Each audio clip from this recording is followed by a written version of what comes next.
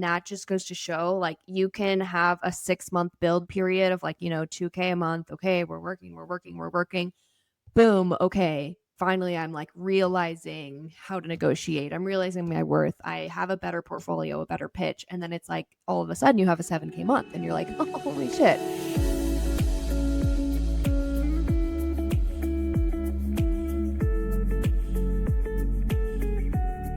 Hi, everybody. Welcome back to Pay to Travel, the UGC podcast.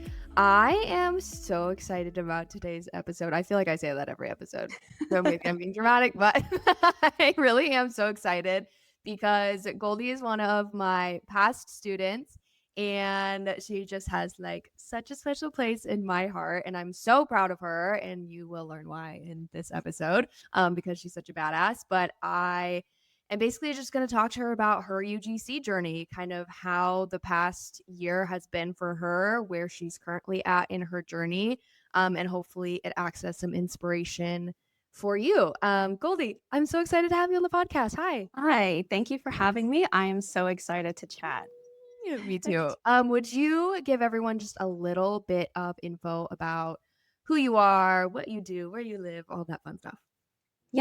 So hi everyone. My name is Goldie. I am based in SoCal. I'm originally from New York. I do spend a lot of time back home because I have two little nieces, and I am currently working as a UGC creator full time. I used to be a nurse for 11 years, and I unfortunately hurt my back, and so I had to reassess kind of my entire life, which included my work path. And I needed something that was going to let me rest and heal, but also make an income.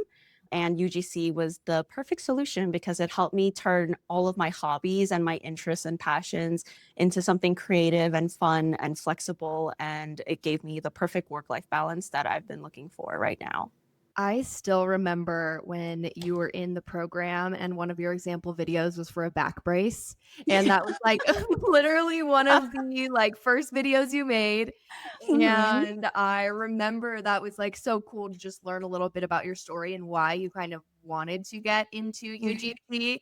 So that was cool. But yeah, I remember that video. That's so funny. I think that was like one of the more unique products that I had on me because at the time I was in New York. And so I didn't have all the things I have like in my home in SoCal. And so I was like, all right, this is interesting enough that I can make something out of it. And it No, I was what loved was it. happening in my life. And so it was very authentic. Yeah. No, I loved that video. So when did you start UGC? I started UGC through your program. And so we started in August and ended in October. But I didn't really start like pitching until January because all my emails were going to spam. Yeah. And I didn't know. So I had an automation that sent like 3,000 emails and Oh, barely any of them went anywhere. But once I started changing up my plan and strategy, it was okay. yeah. No, I, like, remember that struggle. I feel like a lot of people were going through that during that time, Yeah. and we were all like, "What's going on?" And then now Mhm. that's something I, like, so intentionally teach in the program now is, like, this is how to avoid going to spam, and these are all the things that we do. But yeah, I remember those, like, few months where we were all like, "What's happening?" Yeah. It was a really good learning lesson for Yeah. sure. Okay, so you started learning August 2024, really started pitching January of 2025. So when you say kind of when you started like setting things right or figuring out a new way to like either stop going to spam or like a different way of pitching, what were you doing? Like what did you change? So I started DMing brands on Okay. Instagram. And then I also was looking up platforms where I could just directly apply to Uh-huh. these campaigns that the brands already have set. I think one of my first campaigns that I got accepted to was on Popfly. Nice. And so that was really cool. And that was actually back in December. So even though all my stuff was going to spam, that was like a Hail Mary, like things are going to work as long as they get connected. And so campaigns on platforms and DMing and then cold pitching like through that way. Mhm. Tell me a little bit more about your life right now. So, are you traveling much? Because I know a lot of people that I talk to, or a lot of people that I interview for the podcast, either travel full time, Mhm. or I guess just like travel often, or Mhm. like use UGC as a means to travel more. Would you say that that was a big driver for you, or no? Mm. Yeah, wait, sorry, could I add one thing to your previous question? The other thing that I was doing on top of cold, like, DMing brands was that I was deliberately telling them that other brands have told me that my email is going to spam. Please check your spam folder for this email from me, and then we can connect. But until then, like, you might miss me. And so that has been super helpful to get me also out of spam from people's emails in general for my overall email health, if that makes Smart. sense. Yeah, that Yeah. totally makes sense. Yeah. Mhm. And then for your next question about travel, I guess my goal for what I was looking for work was something that would give me the flexibility to be able to go home whenever I wanted. Like if my full-time job as a nurse only gives me 4 weeks out of a year. And a travel nurse, like, sure, I can do 3 months at a time and then be off from work and get no pay and do whatever I want. But that, it's just like so not flexible. And I just wanted more autonomy over my own life. And so I do travel home every like 4 months or so just to see my nieces. But this year I will be traveling every single month besides 3 months. So I am So traveling fun. every single month. I'm going somewhere or doing something.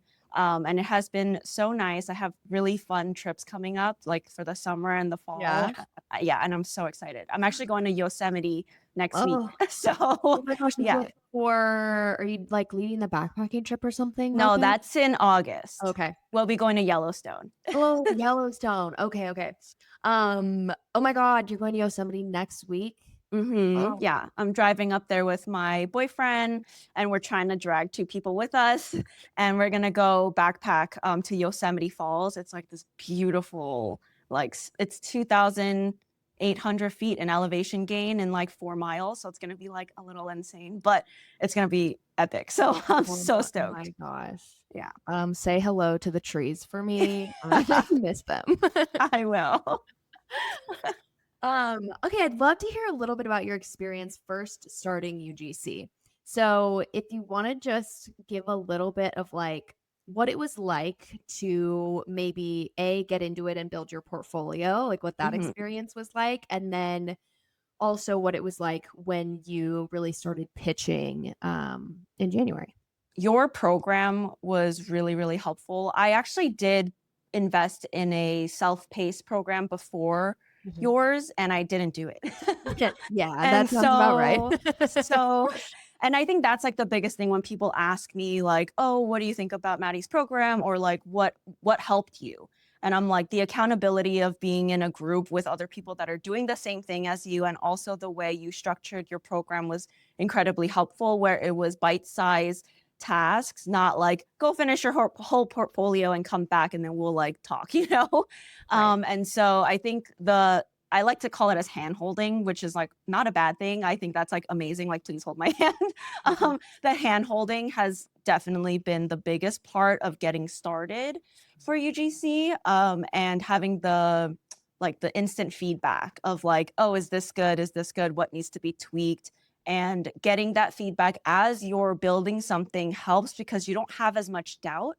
It's hard when you're like doing it on your own and you build something and then you have this like thing that's already finished and then you're like, can you judge this? And you're just like, you feel like you're going to get like beaten down almost. But if you're doing it with a coach or like a mentor that is doing the step by step with you and it's like, okay, like let's tweak this, it's just more doable and less scary.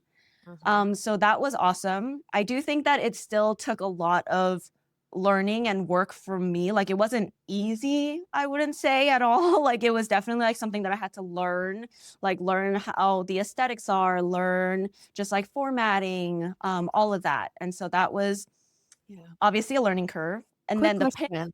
Mhm. Did you have content creation experience before starting UGC? Not I never say like on my own, I've made stuff. I've definitely like built up my own Instagram, like very minor. Like I've always done Instagram since 2017, but it was mostly photography. Okay. And I never really liked reels because I didn't really understand it. And I like didn't want to go and it just felt so different like having to talk rather than catching a still. Mm. And so that transition was hard, but I think through UGC and through this whole program, it's definitely made it more easy for me to like show up on camera and talk more comfortably and just be myself. Yeah. And also, like most importantly, I think like showing up as myself is like the key. Like I don't want to be performative at all. And so I think that's like the biggest thing. Yeah. And then pitching was definitely hard and scary at first, Yeah. especially when you're just like not hearing back. And then, being in a group program, it's good, but it's also not competitive, but comparative. Like Mhm. you're like hearing other people getting deals or hearing back, at least getting a no. And I'm getting like nothing, just Thing. silence. And so that was a little hard in the beginning. And like, I think I always like to remind myself that like it's not a competition. These are literally like my colleagues without an office, and we're all working on individual projects that have nothing to do with each other. Even if we're on the same campaign, like it's not a competition. They are literally picking you for your voice, and they're picking you for your style or whatever it may be. So it has nothing to do with like you're not good and she's better.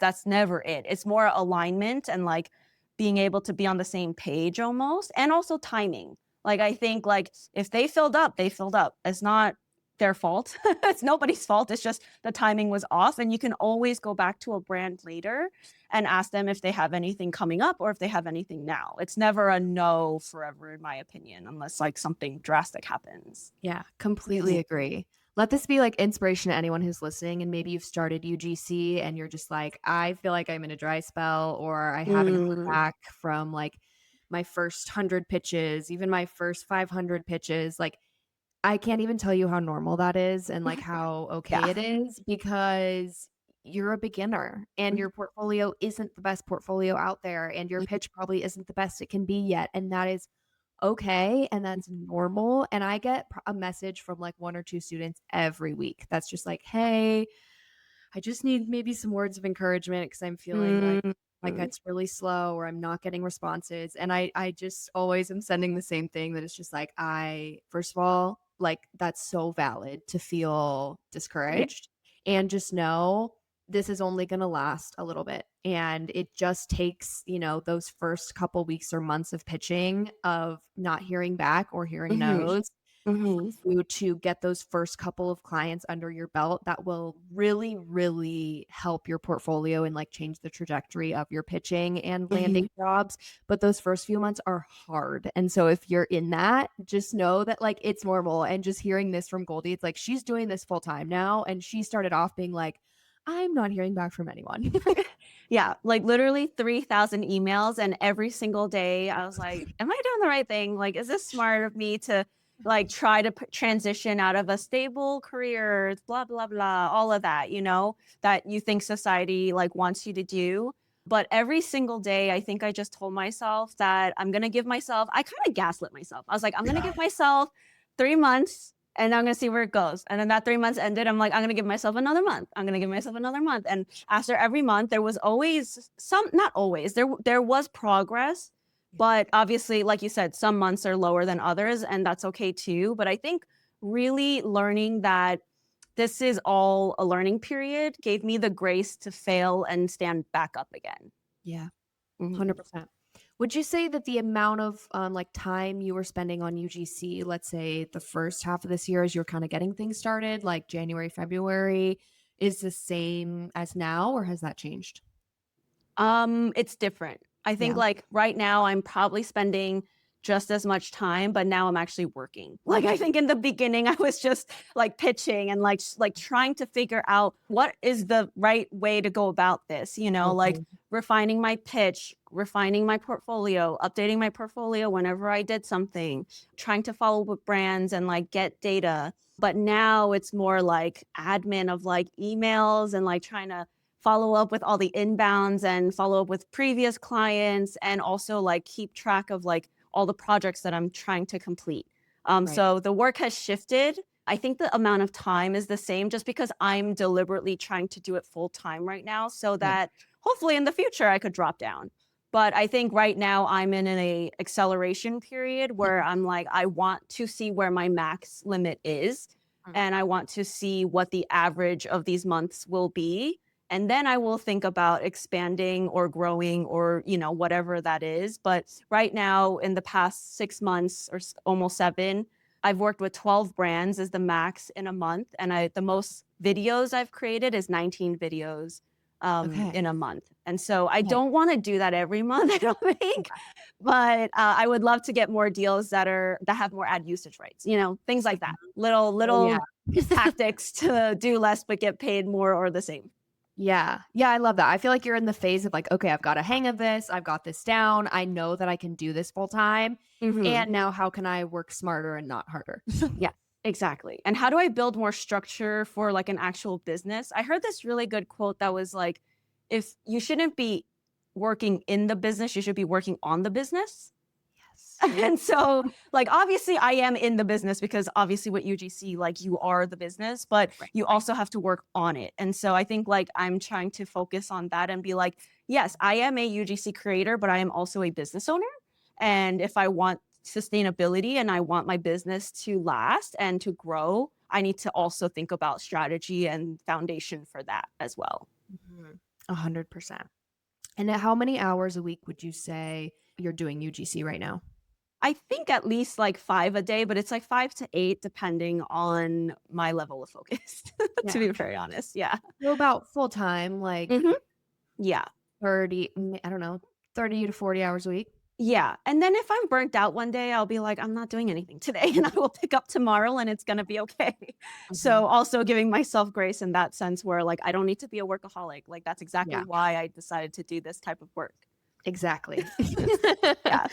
Yeah, no, exactly. And kind of to give people some perspective on that, like we were chatting a little bit before we started recording, but so let's say, you're working 30, 40 hours a week this month on your UGC business. What is the income that you're making from that work? Yeah. So before I get into that, I want to talk about how there's like levels of learning in UGC. So, Oh, like yeah. in the beginning, it's like portfolio building, and then next it's pitching. But then after that, it's like negotiating. Well, So, yes. if you don't know, not that if you don't know how to negotiate, you're not going to land anything, but obviously, if you are better at negotiating, you will land things. And Mhm. so, for the past like 4 months or so, I will say my average income has been like 1,500 to 2K. 'Kay. But this month, I will be getting paid 7K.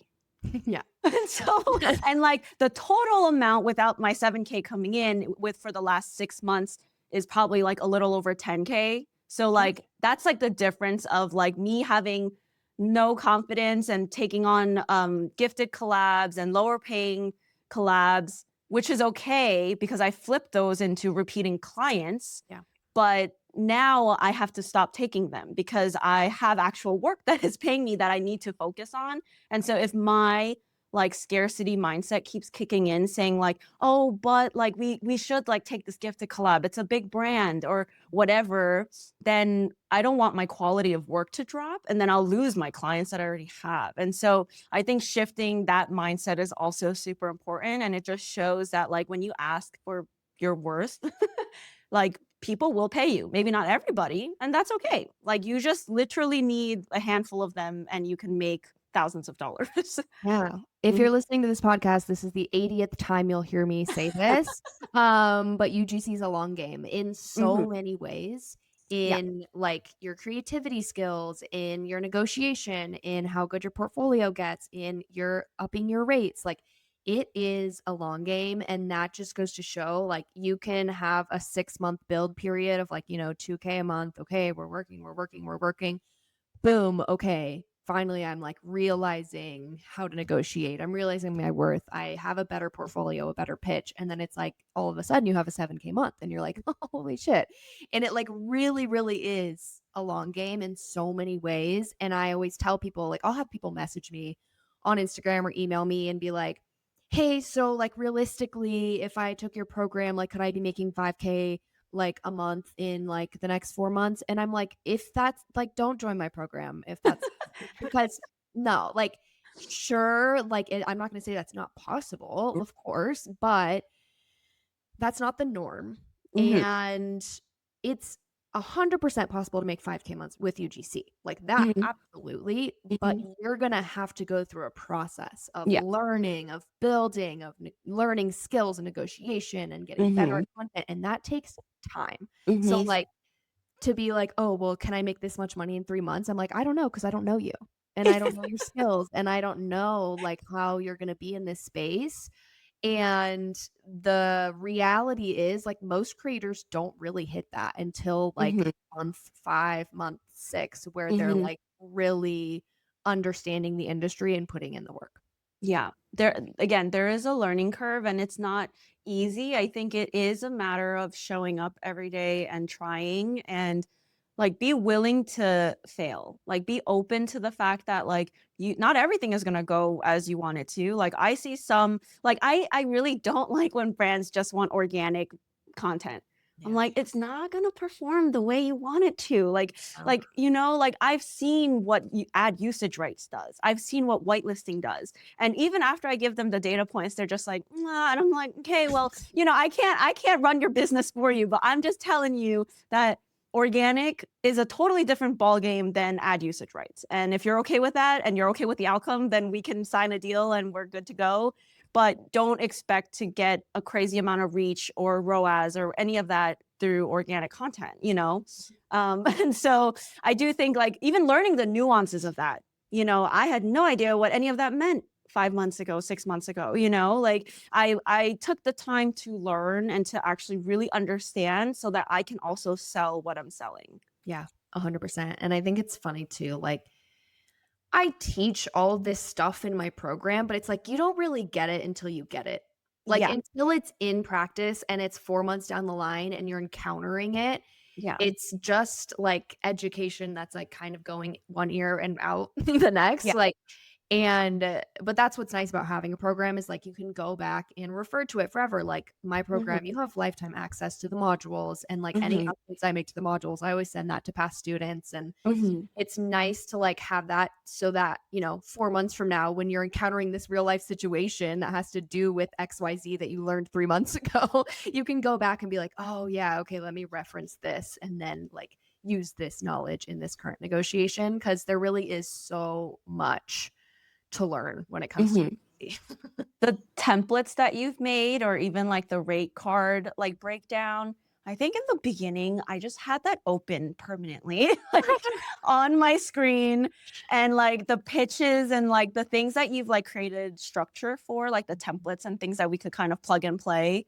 I just kept referring back to it. And I also referred to the other students that like we would always share and ask for feedback, and so I would look at what they did and be like, oh, I kind of like that, or that I don't think that's going to work for me, Yeah, and try to just integrate as much knowledge into my actual action and then see what happens. I think that's like the thing is like you have to be open to seeing what happens yeah, rather than putting all your eggs in one basket and being like, this is it, this is going to be the one that's going to get me that deal, and then it doesn't work and then you get really discouraged because you put too much hype into that one thing. Like there are so many moving parts to UGC and you really need to experiment because it's not a one size fits all. yeah, totally. Mhm. I don't know the answer to this actually, but have you only worked with brands or have you worked with any, like, hotels, Airbnbs, tourism boards, tour companies at all? Yeah, I did work with so I've kind of branched out to all niches. I work with Okay. like every industry out there.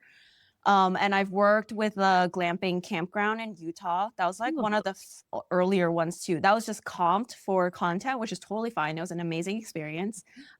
We also got a horseback riding session out of that with a local fun. service. And I also I'm working with a booking platform. So I work with all the hostels in America pretty much. Like I could go to any of them for free and stay and make content. And I'm working as a retainer with this brand. How cool. And yeah, and so it's been really nice because on my road trip, I'm doing a really big road trip from SoCal all the way up to Montana, all the way to Washington and back down. And I will be working with this brand that will be supplementing me all these hostels, and I will be providing content, and I will be getting paid. Amazing. So I've been branching out to everything. Yeah. Cool. That's Mhm. amazing. Do you know, how many brands you've worked with since you started UGC? I've worked with 51 brands, and I currently have 11 in contract, Okay. new brands in contract. That's amazing. That's so many. Well, I not all of them were paid. I Right. think I need to give a disclaimer to the listeners that not all of them were paid. Mhm. Obviously, more so now, they're more paid. But again, the first gifted ones, I have turned several of them into paid and returning clients. Right now, I have 2 retainers, I have several repeating clients, and I also have like a one long-term, it's like passive income at this point because it's basically they're using it's AI, but they're basically using me and like making other videos with it, which I'm totally okay with. And there's like, what is it? There's like blacklists and stuff, so it's not just like a free for all as people generally assume. But basically, depending on how many videos are made with my face, I just get paid for it. And so I think Cool. they just launched it last month, and I got paid $300. So that's just passive, Right. and that's for a full year. So I'm Cool. like, well, I'm making videos with my own face anyways, so why don't I make my face help me just go make more videos without me doing the work? So it's That's been so working. interesting. Yeah, it's Yeah, been how working for me. fascinating. Because I like, yeah, I haven't really heard of, I guess, that exact situation, but that's almost funny because, I mean, not funny, but like people always be like, well, is UGC gonna get taken out by AI? And I'm like, no, you just gotta work with it. It's absolutely not going to get taken out by AI because AI is not good enough. I Mm. never use AI in my videos ever, even though there's an AI version of me somewhere making videos. But I just personally love making my own content. Even if AI could make stuff to a certain degree, I like what I'm doing. You know, I think I produce better content than AI most of the times pieced Oh yeah. together. And so I don't think AI will ever take over Mm. UGC. No, I agree. Yeah. But it is a very helpful tool to Mm. use. I use it for scripting, I use it for like figuring out negotiations and everything. Yeah. So besides that, but I am always the person that is presenting all of that information. Mhm. Do you know, since starting pitching in January, how much money you've made total with UGC or like how much you've signed in contracts? I've made so far like paid out. I've been paid out a little over 10K, but I do have 7K pending. Okay. So Mhm. about 17K. What has it been? 7 months? Mhm. Yeah. Okay. Love that. And kind of an interesting question. What do you plan to do strategy wise in order Mm. to continue hitting those higher cash months? I think for one is stop taking gifted collabs Mm-hmm. because I have an issue with that. But and two, I think stop not give discounts, but I have to stop lowballing myself from the get-go. Like I think I'm trying to have a better foundation of setting my prices and giving them my prices. And if they cannot pay that, then I will reduce it. Or obviously, if they were like, hey, do you give a discount for like a larger package? Like, of course, that's a no given. But I have backed away from kind of, kicking my own leg and not letting myself get paid. So that's another one. And two or three, I guess, is also following up with my old clients and seeing if they need any more content or if they want to renew ad usage rights, like really upselling whatever I've already done. I feel like I have a harder time doing that than just like making new stuff, which is so ridiculous because follow-ups take less time theoretically, but but again, that's your mindset. It's like you're fighting the scarcity. It's like you don't want to ask for money, so you'll just go start a whole new project instead. So, but yeah, so working on all of those things, I think is definitely something that is helping me now and will continue to help me. And also getting better at negotiating, like I said before, is like actually selling myself. I think before I felt a little weird being like, hey, like I did this and this is amazing. So, like, why wouldn't you buy it kind of thing? But one of my favorite UGC projects that I did was for a supportive apparel company, Mhm. and I love it because I love the product. It's actually helped me recover from my back pain and my back injury. And the team is amazing. But also because that video was the first video that I made of that style. So it really pushed me out of my comfort zone. And I thought it was going to flop. I was so scared because it was also a minute and a half long. Yeah. And I totally lowballed myself. They bought a in-feed collab post and 6 months of whitelisting, and I got paid $500. totally lowballed. Totally. That's not what you should be charging people listeners. But that video is still running as a whitelisting ad, and currently it has 5.1 million views. And it also has like 1.2, it was either 2 or a little more than 2 ROAS.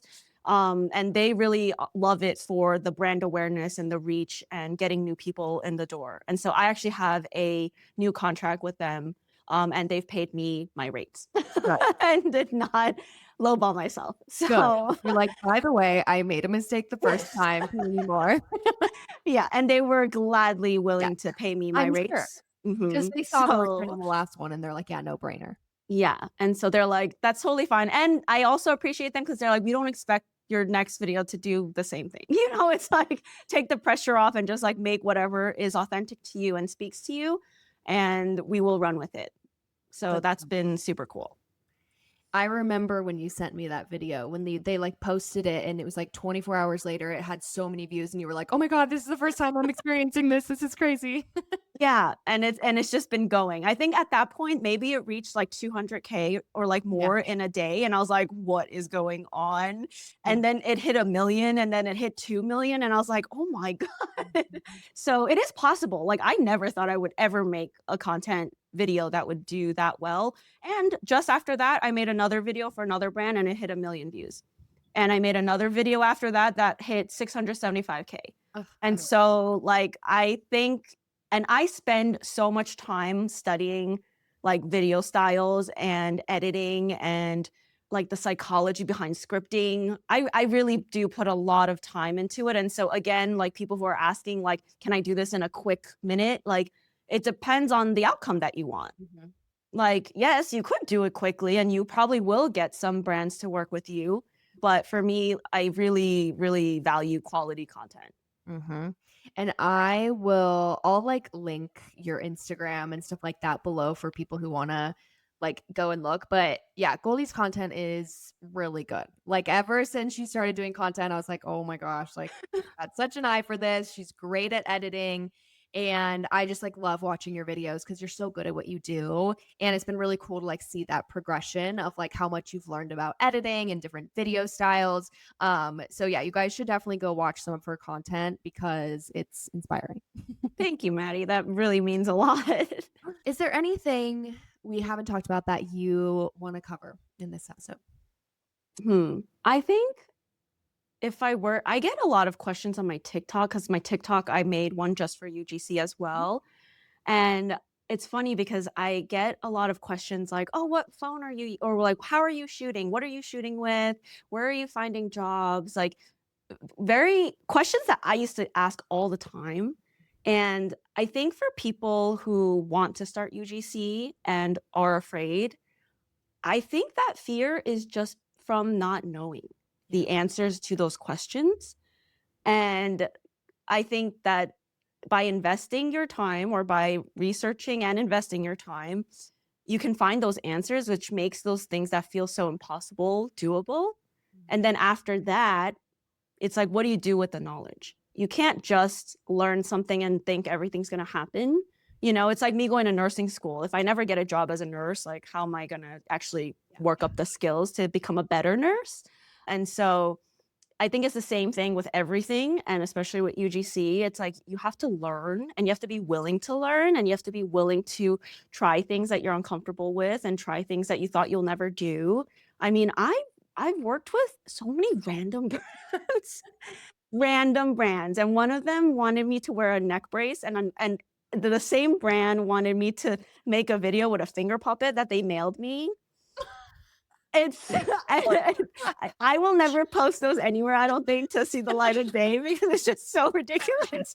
But that's what they wanted. They wanted humor, they wanted silly, they wanted they gave me a script, you know, it was, like, very specific to what they wanted, and I could never have imagined that that's what I would be doing and also be getting paid $750. So, like, sure, I'll wear a neck brace. I'm totally cool with it. I'll Right. play with a finger puppet. That's totally fine too, you know?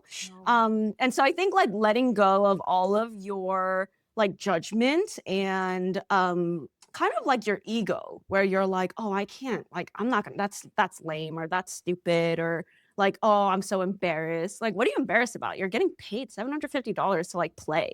Like, Oh, it's all play, you know? Like, if you let yourself play, why is that silly? You are actually having so much more fun than, like, most people are in their entire lifetime. mhm. And I think that's, like, the biggest thing for me is, like, sometimes I wake up and I'm like, I feel the burden of, like, having to script and, like, create something new, but at the same time, I'm like, "I will take this over working a 12.5 hour shift and breaking my back."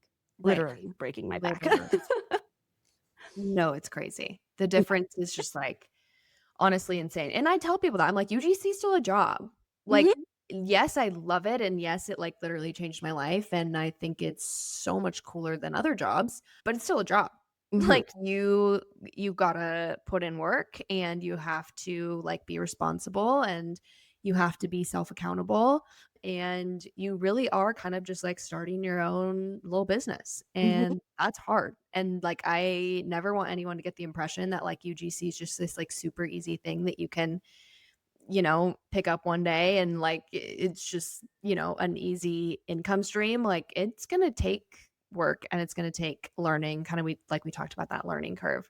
To piggyback off of that, it's funny because people are like, "Oh my god, it's so hard," but, like, isn't your full-time job hard anyways? No, literally. Like, isn't what you're doing as a 9 to 5 or whatever you might be doing, isn't that hard already? Like, isn't that why you're considering UGC?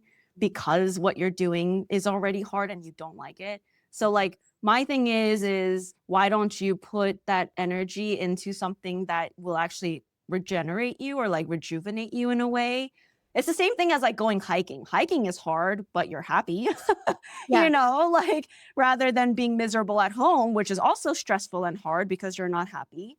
And so, which hard are you going to pick? The one that refuels you or the one that is continuing to drain you and you know is not working? right. That was my biggest thing with walking away from nursing. It's almost been a full year now that I have not worked as a nurse, which is something I could never have possibly even dreamed of. I was always so scared of walking away, Mhm. but I knew that I didn't wanna do nursing forever. It was breaking my body, it was breaking me mentally, emotionally, everything, and I was so scared because I thought everything like, I was like, "Well, I can't do that, that's hard." It's like, "What are you talking about?" Like, you're literally working 12.5 hour shifts, like, trying to save people with cancer. Like, that's like not the impossible, but that is a very hard task. Yeah. And so, yeah, I just think, like, we have to shift our perspective of, like, do you wanna do the same amount of energy into something you don't like or something that could potentially be life-changing for you? Preach. Preach.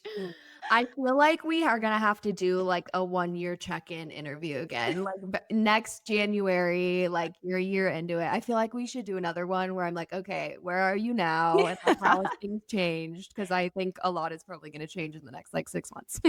Yeah, I'm very excited and scared, Yeah, right, and that's normal. which is normal. Exactly, which is normal. If you could say one piece of advice or encouragement to anyone who is listening to this and thinking about starting UGC, what would you say to them? Hmm. I would say it's okay to do things scared. It's okay to not be perfect. It's okay to simply try and give yourself the opportunity to see what happens Mhm. because we only know what we know. And so the on the other side of that could be the life that you've always wanted. And again, that doesn't mean absence of stress or fear or hardship, but it could be so much better than what you are doing now that is making you consider doing UGC. Yeah, completely agree. And if people wanna find you on Instagram, where can they do that? My handle is Goldie period ventures. That is my, I guess, like micro influencer one where I do post brand deals and things like that. But then I do have a UGC specific one that is goldieinspired.ugc. Are you comfortable sharing your UGC portfolio if people are interested in Yeah, that? definitely. I do need to update it, but yeah, yeah, for what it is, you can look at it and you can see it as I update it as well. Okay, perfect. I'll link that below if you guys wanna check out her work and her portfolio. Thank you so much, Goldie. I'm so glad that you agreed to do this interview with me. I think you just kind of embody like a very hard worker, someone who really has put their all into learning UGC and kind of just along for this journey. So it's been super cool to see like the success that you have had with it. And I just know over the next year it's going to be even crazier. So I'm excited to keep up with that. But I really appreciate it. And thank you so much for being on this interview with me. Yeah, and thank you so much, Maddie. Really, like I've been watching your content from before I even started UGC, and you've really inspired me to trust myself and step into this role. And your program was literally the catalyst to where I am now. So thank you. Thank you. I love you. Oh, thank you guys for tuning into this episode, and we will see you on the next one. Bye, everybody. If you want to become a UGC creator and get paid to travel, then my UGC Accelerator is for you. Fast track your UGC career with over 40 video trainings, live weekly Q&A calls, and direct access to me as your UGC coach. You'll get personalized feedback, accountability, and a proven 3-month roadmap to start getting paid UGC deals. Plus, an active community of over 100 other creators also on their UGC journeys. Some students have earned over $2,000 in UGC deals within weeks. And I have students like Lene, who quit her nannying job just 4 months after starting the program because of UGC. Or Katie, who's made over $12,000 in her first few months of pitching. Plus, there's a no-brainer guarantee. If you don't make back your investment in the program, I'll give you a full refund. So if you're ready to take UGC seriously, click the link in the description to learn more.